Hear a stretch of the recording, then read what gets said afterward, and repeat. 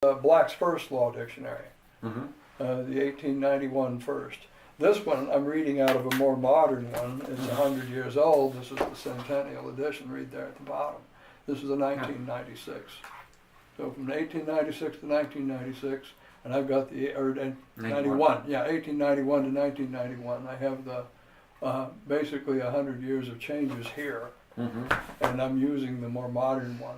But there are other things, and I like this one, I like Black's Fifth or Black's Sixth, because we're talking about a little clearer. We do have this discretionary discussion here that becomes discretionary. It's written here. I'd be willing to bet that the further The seventh, back you the seventh go, edition has no definition for life. It has no definition for shall that includes a discretionary. They just say in some cases it's used in the future tense. they will get Someday worse, we'll get to do and that. worse and worse. Well, it's to muddy the water, you know, it's so that it's not readily available. So this is the cutoff point. The seventh began to weaken the clarity.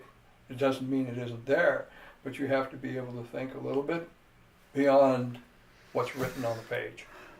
And you know, I'm sorry to say, but you know, it's like George Orwell's shrinking dictionary or the shrinking definitions, or Mm-hmm. or you can read. I remember we were talking about Title 18 United States Code, and I said we're going to use the federal definition because these commercial codes and vehicle codes and stuff were at the behest of the federal government to standardize business law, commercial law, very much the same way that the Declaration of Independence and the Constitution was standardized personal law.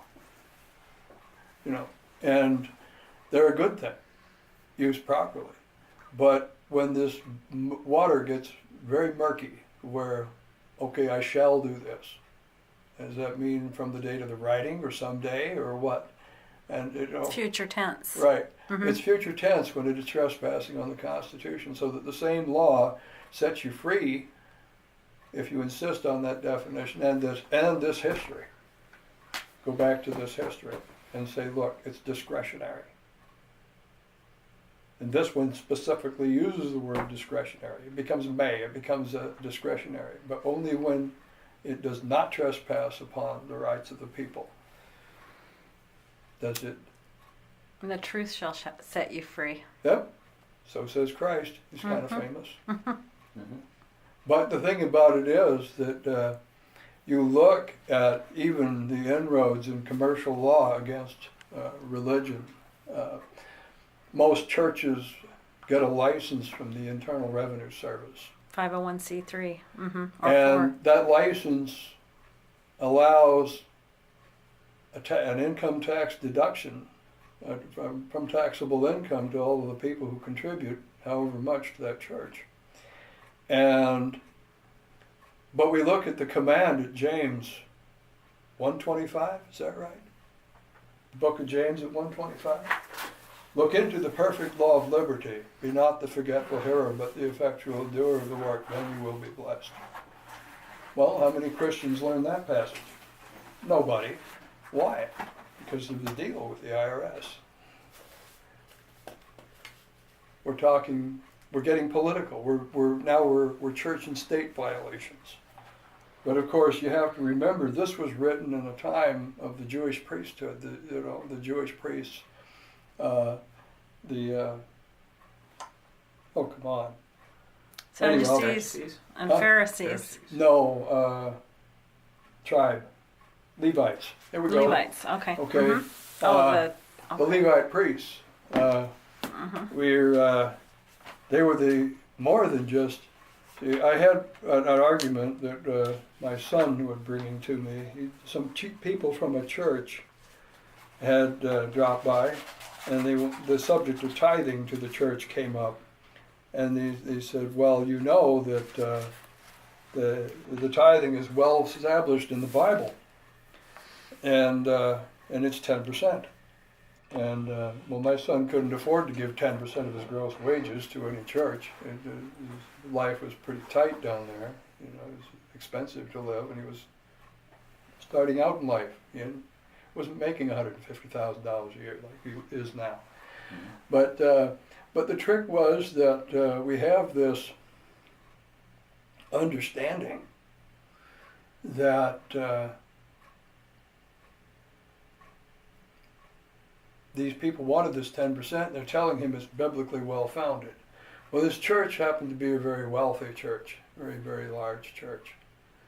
And I said, can you tell me that your church doesn't own any commercial property? The Levite priests were forbidden to own any kind of property. They could own their clothes or a toothbrush or something if they had them in those days. But they couldn't own any commercial enterprises.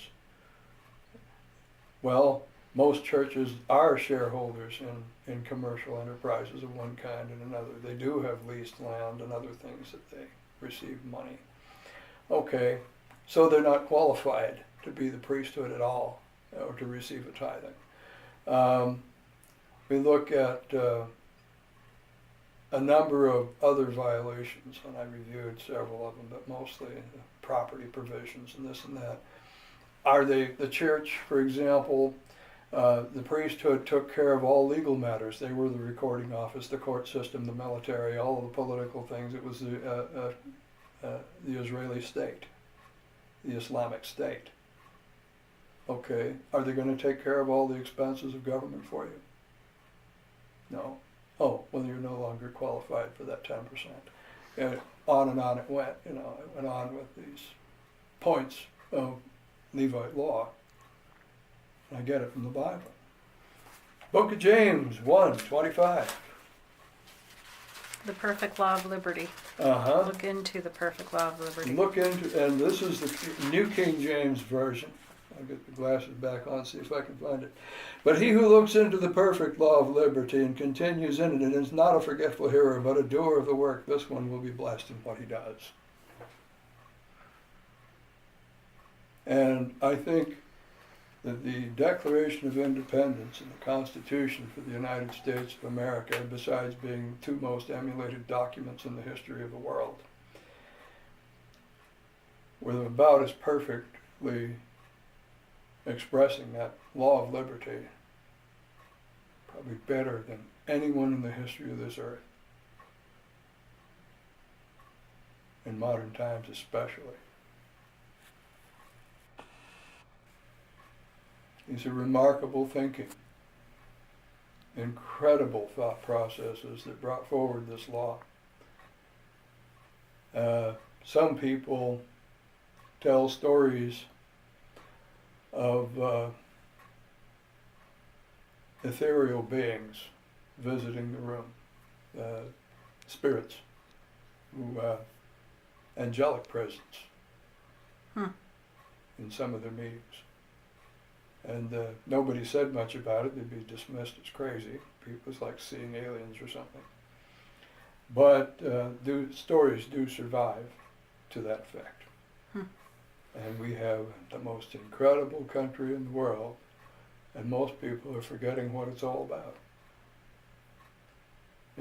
And I fault them with it a bit. I realize that I think I'm with a fellow named Noam Chomsky on the matter. I think that a lot of these people are right on the border of just being sociopathic, psychopathic people. Greed of an absolute. What is that greed? It's two things. It's avarice, as you desire for more. All evil wants is more. Famous quote from somebody, I forget. But you have this, but not mine anyway. We have this idea that these people could also be extremely afraid, no matter how many. The fortune's enough to live for 1,000 lifetimes or 10,000 lifetimes or 100,000 or 1,000,000 lifetimes. No matter how much he has, it isn't enough. I'm still not safe. Money doesn't bring safety. That's a sickness, yeah. Yeah, but yeah, scared to death. And at the same time, proud and arrogant in his grasping for more and more and more. Yeah. And just this, like I said, these are disordered personalities. Many of our police are selected to have an authoritarian personality, which sounds innocuous enough, but no, actually an authoritarian personality is a personality disorder in the Data and Statistical Manual. Well, everything is in that. Well, yeah, but I honestly think that there's, I've looked at them, and I don't think that these people are absolutely crazy in their profiling of personality disorder. I think they're onto something here. Yeah. And yeah, and I mean, do I have reasons to think that I'm impaired mentally? Would they be good concrete reasons? When I was born, there were several birth defects that needed to be corrected. I was operated on continuously during my childhood. I was knocked flat on my back with ether multiple times, beginning from the time when I was less than a month old. Now, you talk about the reasons they discontinued the use of ether, and one of them, of course, is it had a higher death rate than they really wanted. You know, when they first started using it, about 1 out of 1,000 people died, and it got up to around 1 out of 4,000 as they got better at it, which was all better than chloroform, which 1 in just a few hundred died. But we talk about, you know, the people who were huffing glue and other solvents. Ether's one. And toluene and other things that people get a hold of as an intoxicant, and it causes brain damage.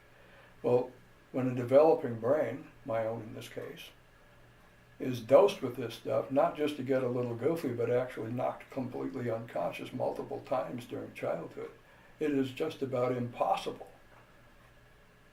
for me to escape losing nothing. I've lost something. I can't pick out what it is exactly, but I know I'm a bit different than most people. And I'm a little bit less than sociable. I live the life of a recluse. I think the last man anybody visited in my house would probably be, 6, 7 months ago, 8 months ago. You must have gotten ether too, honey. but no, it's just, I don't know. It's just, I get along well. I like my dog and things like that. Well, I can pick out an autistic like Temple Grandin. She's a remarkable and brilliant lady. And she gets along way better with animals than she does with people. Well, so do I.